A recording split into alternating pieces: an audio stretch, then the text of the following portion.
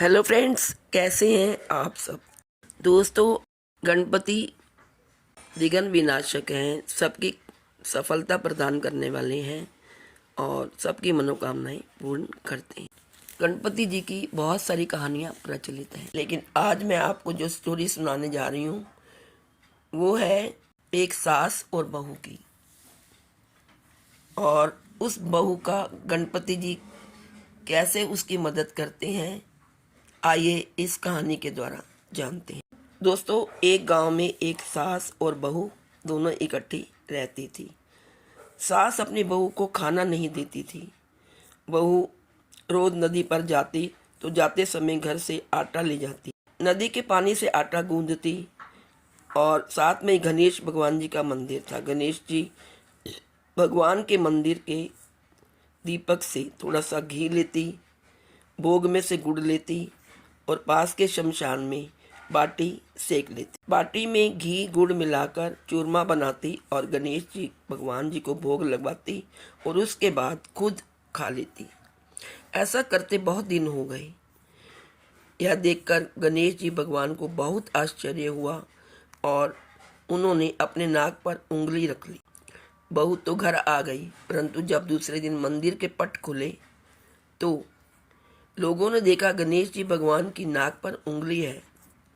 तो मंदिर में भीड़ एकत्रित हो गई। गांव के लोगों ने हवन पूजा की, पर गणेश जी भगवान ने उंगली नहीं हटाई।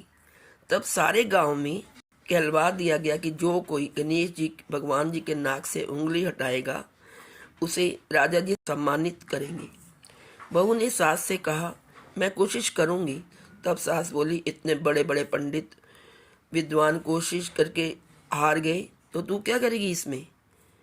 सब लोग मंदिर के बाहर एकत्रित हो गए। बहू घूंघट निकालकर अंदर गई, पर्दा लगाया और गणेश जी से हाथ जोड़कर विनती करने लगी, विघ्नहर्ता, मैं मेरे घर से आटा लाती, लोगों का चढ़ाया घी गुड़ लेती, शमशान में बाटी सेकती, उसमें आपको क्या आपत्ति हुई।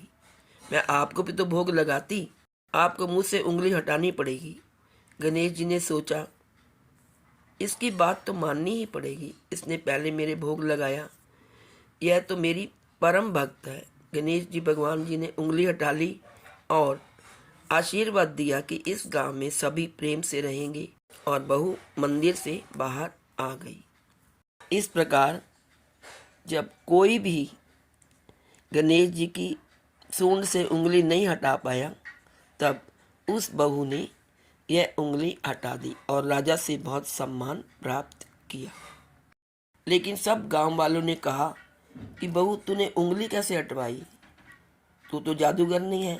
तब बहू ने सारी बात गांव वालों को बताई कि मेरी सास मुझे खाना नहीं देती थी, तब मैं घर से आटा लाकर नदी के पानी से आटा गूंद कर बाटी बनाकर शमशान में सेक कर और गणेश जी के दीपक से घी प्रसाद में से गुड़ चुराकर गणेश जी को भोग लगाकर खुद खा लेती।